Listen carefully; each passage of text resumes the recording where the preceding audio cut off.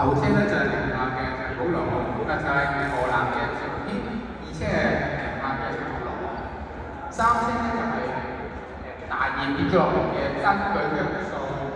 相信後面就係香港隊嘅杜總希，杜總希後面咧就係後面嘅劉德數啦。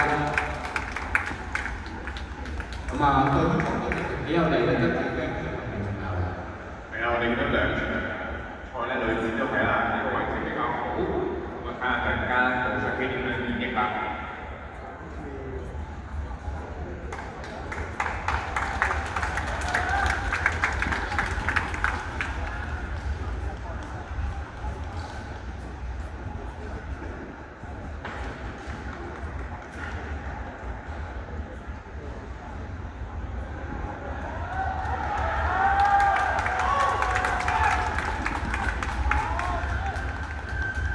見到咧，杜總希做咗少少自信，定一定啊，劉德。阿杜總希而家率先衝上前面啊！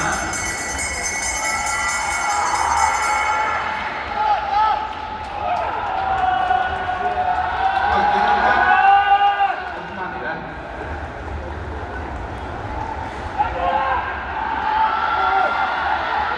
唉，好嘅，第二度。